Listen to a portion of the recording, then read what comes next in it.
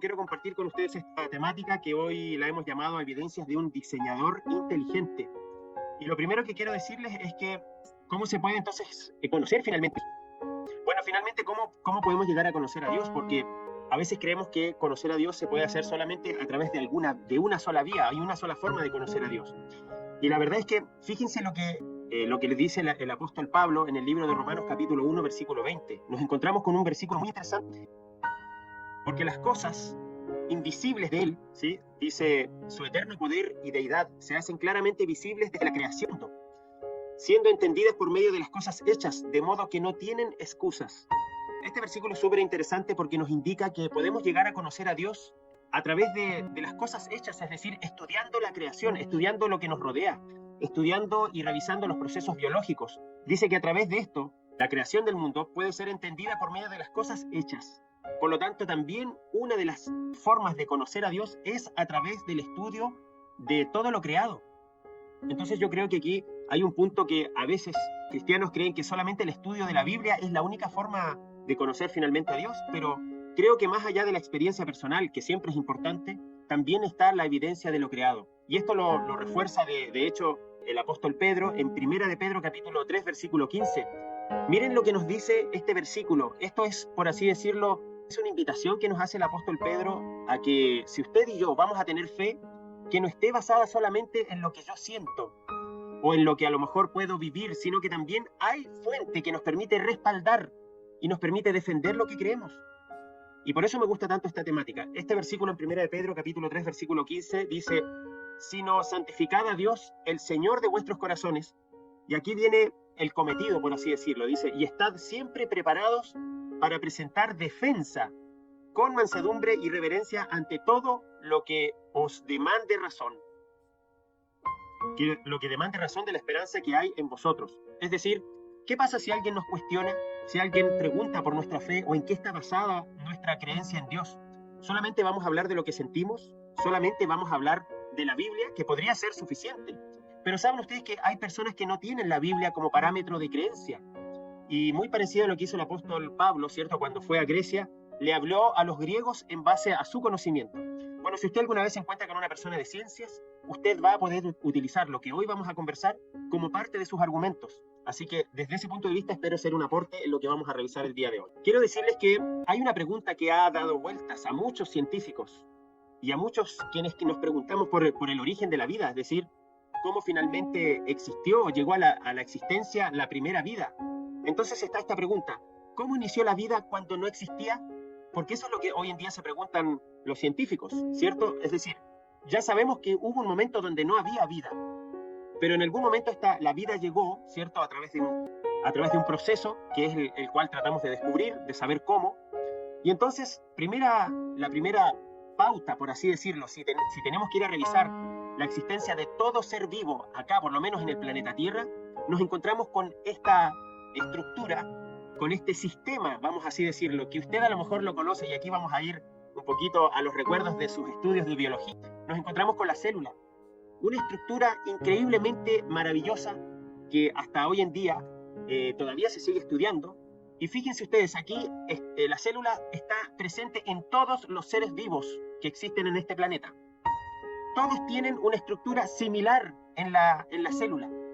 Y la pregunta es, cuando nosotros, por ejemplo, revisamos la célula con cada una de sus partes, en primer lugar tenemos la membrana celular que protege en primer lugar a la célula, ¿sí? Está formada principalmente por proteínas y permite además la selección de nutrientes, de sustancias beneficiosas, y también expulsa algunas sustancias que son desechos, ¿cierto? Los saca finalmente de la célula, de una forma muy, muy estructurada.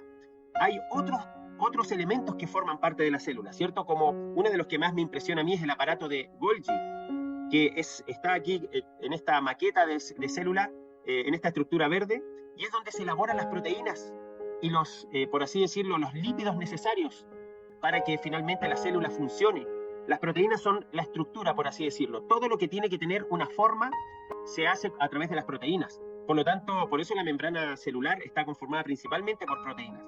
Tenemos también parte de la célula que está tanto presente en los animales como en los vegetales, que son las mitocondrias. Es impresionante cómo se les considera micro máquinas biológicas. Y por ejemplo, las mitocondrias son las encargadas de producir energía. ¿Saben ustedes? Estas mitocondrias combinan los azúcares, el oxígeno y las grasas para producir energía. Están presentes en todas las células y además son muy complejas en su funcionamiento. Otro de los grandes enigmas que presentan también las células en esta estructura son el ADN, que está en el núcleo de la célula. Y el núcleo de la célula podríamos decir que es el centro de comando, es decir, en el núcleo de la célula están todas las instrucciones que se le entrega a cada célula para que ejecute una función específica, y además almacena el ADN, que es el material hereditario que permite que las células se puedan reproducir. Y por supuesto, ya a nivel más macro, eso permite también la reproducción entre seres vivos, ¿cierto? Donde los padres generan nuevas generaciones a través, ¿cierto?, de todo el tiempo, a través, digamos, de la reproducción. Y yo les pregunto, toda esta estructura que, ¿saben? Hay algo que a mí me llama mucho la atención, que por lo menos Charles Darwin no tenía la posibilidad de observar la célula al nivel que nosotros la podemos revisar el día de hoy. Si Charles Darwin hubiese a lo mejor visto el funcionamiento de estas micromáquinas que las vamos a ver a continuación trabajando, la verdad es que se habría tenido que retractar de muchos de sus dichos que dieron el origen a la teoría de la evolución. ¿Será finalmente que toda esta estructura molecular, toda esta célula, haya sido simplemente casualidad? Es decir, que llegó a su funcionamiento simplemente por el azar, o porque a lo mejor hubo una combinación azarosa de los químicos que finalmente dio paso a esta estructura. ¿O será esto a lo mejor un diseño creado por una inteligencia superior, creado con intención y con un propósito? Bueno, vamos a ver algunos argumentos que avalan justamente esto. En primer lugar, les quiero mostrar esta escena en video, que es real. Es un video de un microscopio atómico, es decir, que tiene está agrandado más de 3000 veces la imagen, donde podemos ver las células. Esto lo voy a adelantar. Fíjense ustedes las células como están claramente definidas, ejecutando funciones y tareas específicas.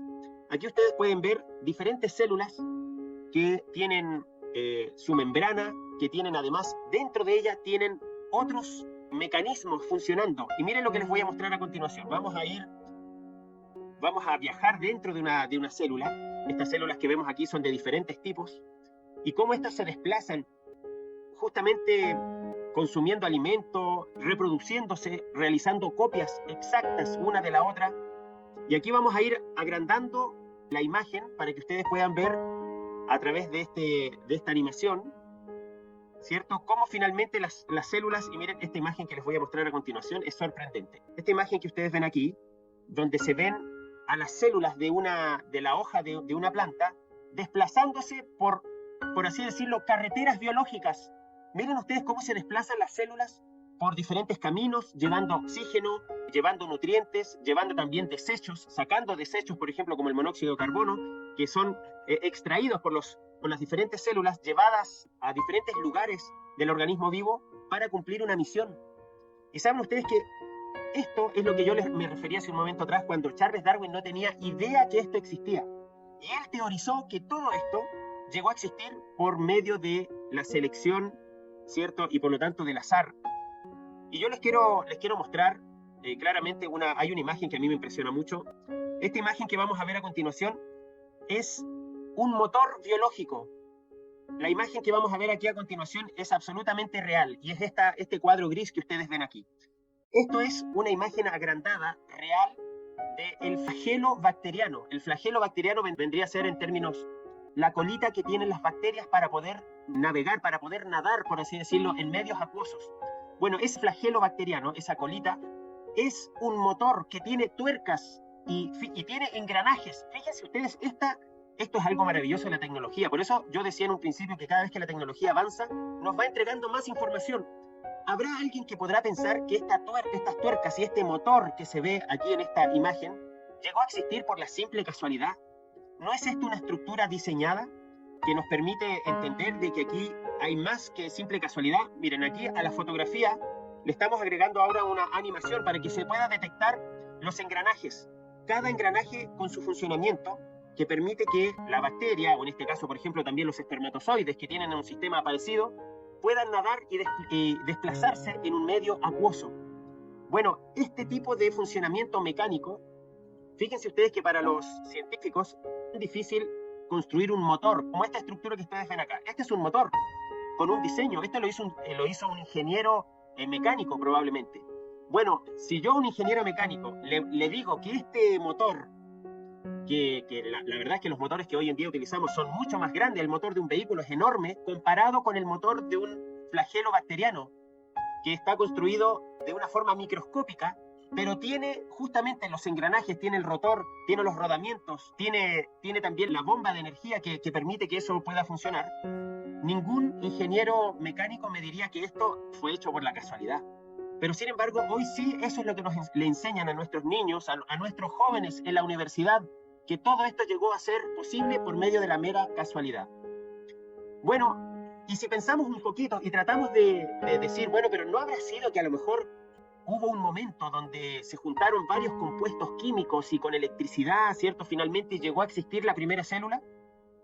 Bueno, y si pensamos en esa posibilidad, el azar, que de pronto formó, porque quiero decirles algo, la estructura de una célula no puede minimizarse, es decir, la célula funciona cuando está completa. Claramente la evolución postula de que la primera célula fue un organismo tan simple, sin embargo tuvo la inteligencia de desarrollarse, de generar tejido, de desarrollar funciones, de copiarse a sí misma, solamente llevada por la casualística. La verdad es que hoy en día los estadistas matemáticos pusieron a prueba la probabilidad de que esto fuera real. Y si nos imaginamos que de pronto, a través de choques eléctricos y el conjunto de una serie de compuestos químicos, se produjo el caldo biológico que le llaman, que era una especie de sopa donde estaban todos los elementos químicos, donde había magnesio, potasio, donde había hierro, donde había diferentes moléculas que finalmente dieron paso a los aminoácidos, y los aminoácidos formaron proteínas, hasta que se formó una estructura. Supongamos que todo eso realmente pudo ser real. Vamos a imaginar, porque claro, aquí la gran defensa de quienes se basan en la teoría de la evolución es que para esto ocurrieron miles y millones de veces a través de millones y millones de años luz. Bueno, yo quiero decirles que si la primera célula hubiese existido, se hubiese encontrado con un ambiente absolutamente hostil. Ahora uno puede decir, bueno, es que a lo mejor aparecieron un montón de células y de todas esas una sobrevivió. Bueno, imagínese usted que eso es como decir que en un ambiente donde había poco probabilidades de vida, pusiéramos un bebé, lo tiráramos ahí en medio del mar, suponiendo de que va a sobrevivir. ¿Usted cree que un bebé podría sobrevivir a un ambiente tan hostil? Yo personalmente creo que no. Mucho menos una simple célula, que en realidad de simpleza no tiene nada. La verdad es que es bastante increíble el funcionamiento de las células. Bueno, en el libro de Génesis capítulo 1, versículo 26, está registrado las siguientes palabras de parte de Dios: hagamos al ser humano a nuestra imagen y semejanza, que tenga dominio sobre los peces del mar y sobre las aves de los cielos, sobre los animales domésticos, sobre los animales salvajes y sobre todos los reptiles que se arrastran por el suelo. Aquí encontramos una frase que le brinda propósito, objetivo, le brinda una meta, por así decirlo, a la vida del ser humano, a la suya y a la mía. Y desde el punto de vista filosófico, los científicos dicen que si la vida hubiese llegado al azar, la vida tampoco no tendría sentido, porque el azar no le puede brindar sentido a un grupo de sustancias químicas. A eso corresponde en realidad una inteligencia superior. Bueno, muchas veces se cree que la fe y la ciencia en realidad no tienen punto de unión. Y yo les quiero decir que mientras mayor avance tiene la ciencia, esta ha demostrado ser compatible con la fe y además entrega, atención, evidencias que avalan la existencia de una inteligencia creadora que brinda no solo el orden de la materia, sino también el sentido a la vida. El sentido de la vida o el propósito, o por ejemplo los sentimientos tan simples como la alegría, la tristeza, no tienen cabida en un proceso que es del azar, donde finalmente el sentido de la vida no tendría cabida. Sí lo tiene cuando pensamos finalmente que la vida fue hecha por un diseñador que le brindó un propósito a tu vida y a la mía.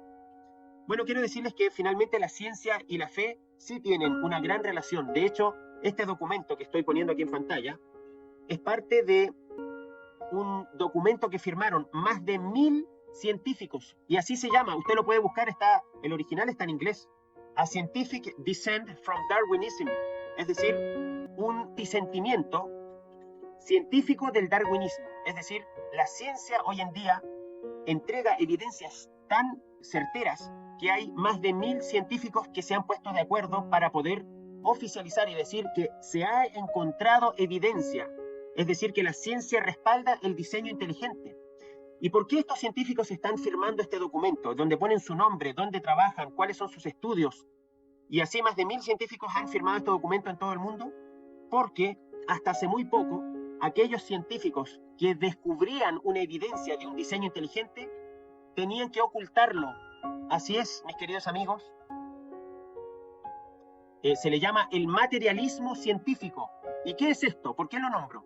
Porque el materialismo científico es una regla autoimpuesta por los científicos. Miren esto, es increíble cómo los científicos se han prohibido a sí mismos y a todos los que ellos dicen que de estudios científicos que pueden demostrar o indicar el funcionamiento de la vida solo en base a la materia, y tienen que excluir cualquier tipo de inteligencia que pudo haber llegado finalmente a un diseño. Es decir, que cuando un científico encuentra evidencias de que hay un diseño inteligente, tienen prohibido publicarlo. Y esto es algo que lo denuncia, no solamente, no es algo que yo lo digo, lo dicen grandes científicos. Miren lo que denuncia Michael Denton, que es un biólogo molecular, es director del Centro de Investigaciones en Genética Humana de Sydney, en Australia. Y miren lo que dice este científico, que hay un secretismo profesional a favor de la evolución. Hoy día, un científico que quiera demostrar que hay una inteligencia superior como evidencia creadora es prácticamente silenciado por las grandes instituciones de publicación científica. Las revistas más importantes niegan cualquier evidencia que pueda mostrar a un diseñador. Y esto es lo que dice Michael Denton. Si la hipótesis de la evolución fuera correcta, debían de haber existido miles de especies de transición que habrían dejado algún rastro en nuestros días. Pero nada de eso se ha encontrado. Los saltos en la evolución han sido constatados por numerosos investigadores que trabajan sobre distintas especies. Pero Denton, que es este señor de pelito blanco que está acá, denuncia un secretismo profesional que ha ocultado estos descubrimientos porque cuestionan la teoría oficial, basada exclusivamente en datos morfológicos. Es decir, Michael Denton hace dos cuestionamientos. El primero, es decir, que la teoría de la evolución menciona que todos los animales vivos llegaron a la existencia a través de un proceso de miles y millones de años de cambios morfológicos. Sin embargo, hoy en día, si usted hace una investigación arqueológica o busca aquellos rasgos o aquellos elementos, finalmente nunca se ha encontrado especies en transición. Y cada vez que se encuentra, por ejemplo, un dinosaurio, huesos de dinosaurio o vestigios de un ser vivo al lado de un animal doméstico, por ejemplo, que ha ocurrido, como la vaca, finalmente tratan de ocultar que esa vaca en realidad nunca estuvo al lado de ese dinosaurio. Porque si tuviesen que demostrarlo de esa forma, tendrían que certificar que son contemporáneos. Y claro, ante el proceso evolucionista, un dinosaurio no tendría que haber sido de la misma época que una vaca. Sin embargo, hoy en día, la arqueología y también la paleontología nos indica que todos los seres están siempre uno al lado del otro. Es decir, no hay evidencias de animales en transición que estén mitad hombre, mitad mono. Hasta el día de hoy los científicos quisieran encontrar, aunque sea uno, de este tipo de especies. También animales que estén cambiando, a lo mejor como de reptiles a aves o algo así. Finalmente eso no se encuentra. ¿Bien?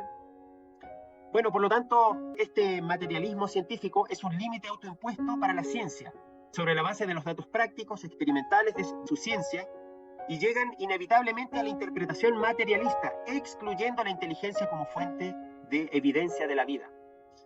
Y voy a volver un poquito atrás para... Si yo les dijera, yo creo que más de alguno de ustedes ha leído un libro en el último tiempo, ¿cierto?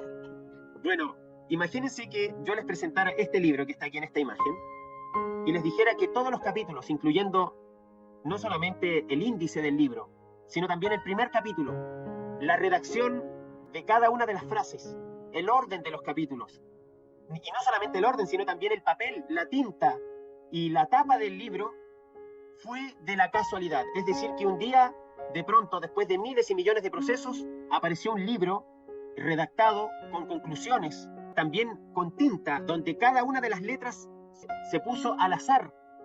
Yo creo que ninguna persona inteligente creería que algo así podría llegar a ser. Bueno, quiero decirles que el ADN hoy en día, se ha estudiado el ADN y es la fuente que contiene más información.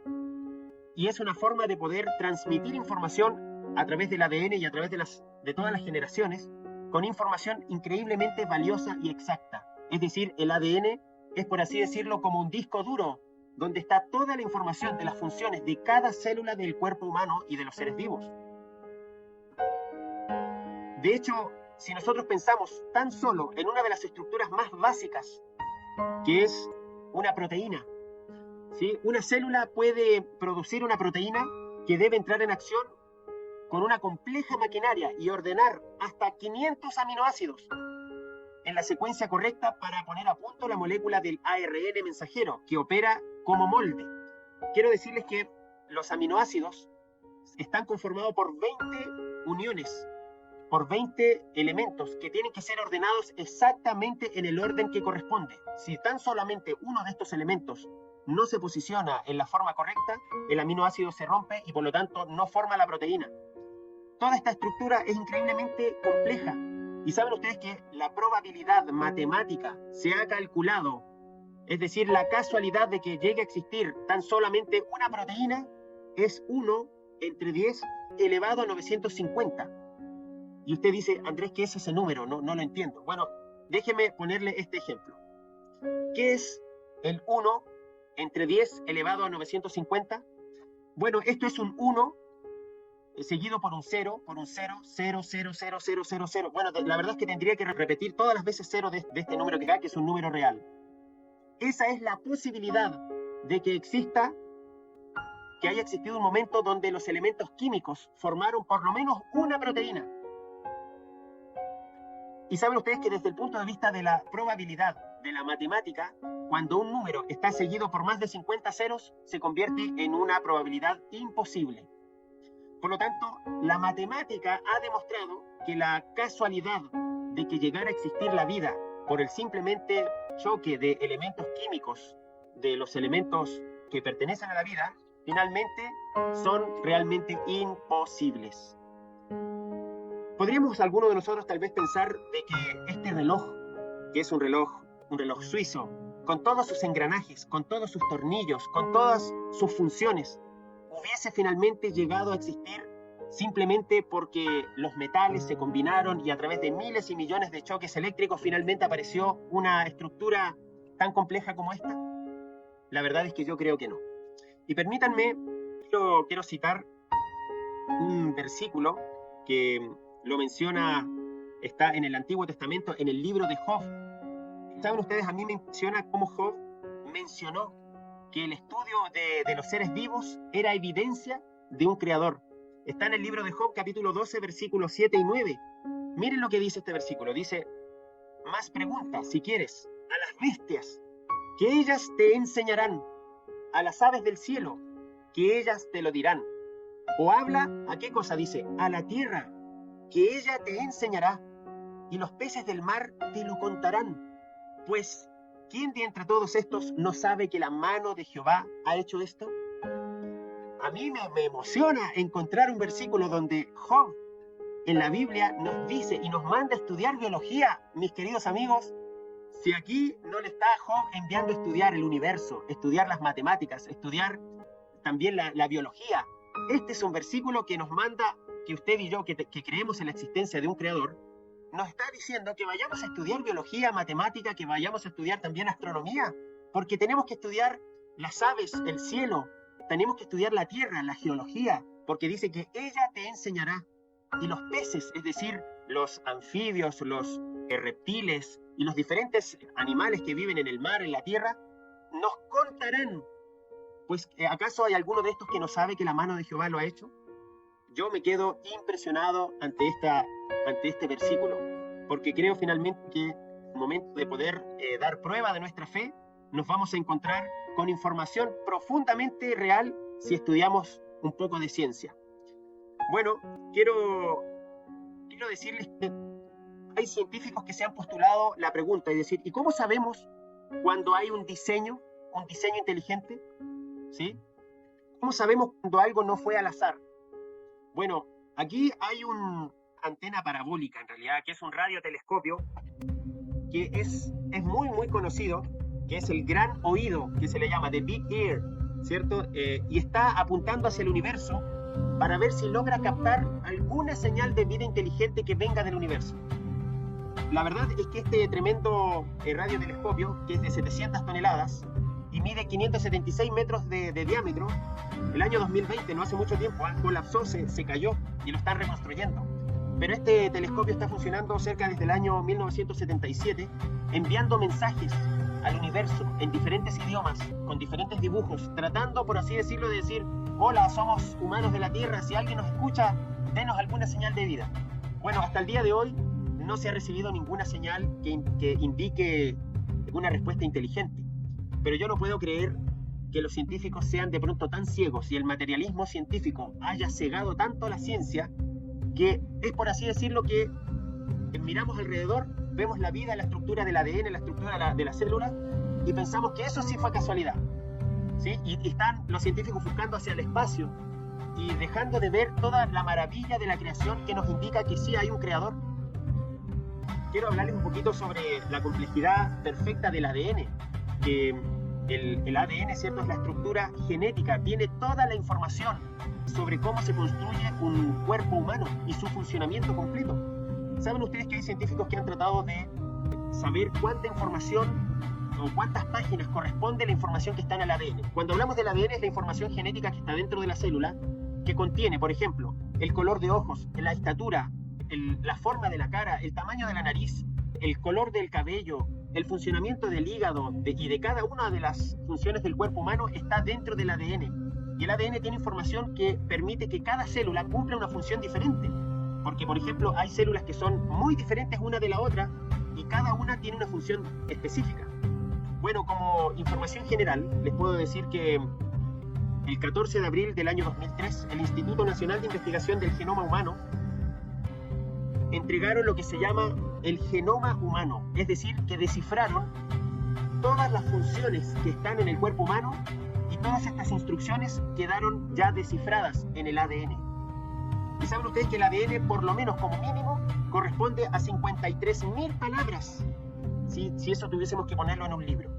Es decir, hoy en día, y con todo respeto, esto no es con la intención de ofender a alguien que piense diferente, pero cada vez más aquellas personas que defienden de forma tan ciega la evolución, el proceso evolutivo, y que la vida existente en nuestro planeta llegó a ser por la mera casualidad, están con cada vez menos argumentos. Hoy en día la ciencia nos demuestra que para poder que se creara por lo menos o llegar al funcionamiento solamente el sistema del ADN, se requiere una inteligencia que puso en funcionamiento cada uno de estos elementos presentes en la vida en nuestro planeta. Hay sistemas que son impresionantes, no quiero llevarme mucho tiempo con esto, pero por ejemplo, aquí les muestro por lo menos 5 sistemas que funcionan dentro del ADN. El sistema BER, que es la reparación por escinsión de base. Está el sistema NER, que desde el punto de vista genético es muy importante, y es la reparación por escinsión del nucleótido. Es decir, cuando hay una porción del ADN que está incorrecta, hay un sistema que viene, lo corrige, lo repara, y ahí le da lugar también al sistema MMR, que es la reparación de apareamientos erróneos. Combinación no homóloga, que es el sistema NHEJ, y otro tipo de sistemas que funcionan dentro del ADN. Para darles un ejemplo muy simple, por ejemplo, el ADN que contiene información genética, cuando hay un error está el mecanismo NER, que es la reparación global del genoma.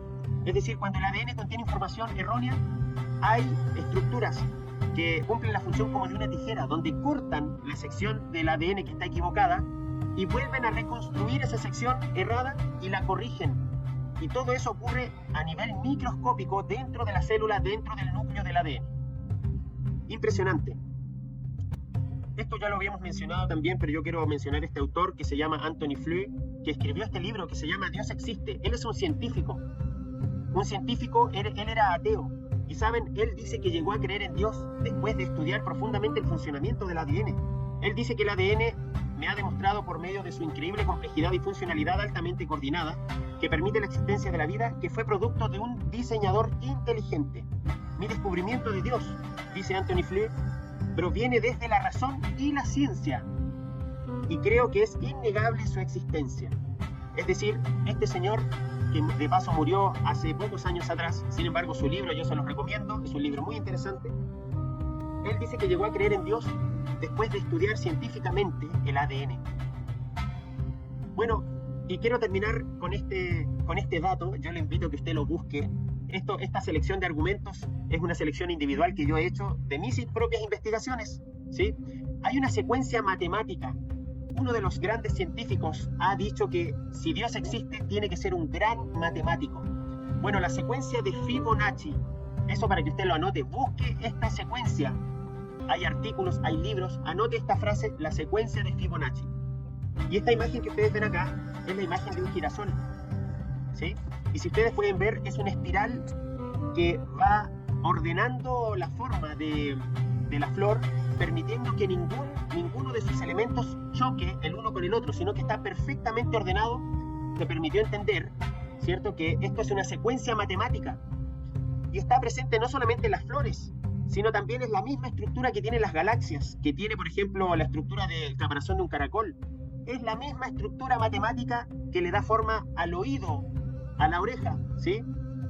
Y si usted quiere entender cómo es esta fórmula de Fibonacci, que bueno, Fibonacci fue un matemático del año 1200 aproximadamente, y la fórmula es muy simple.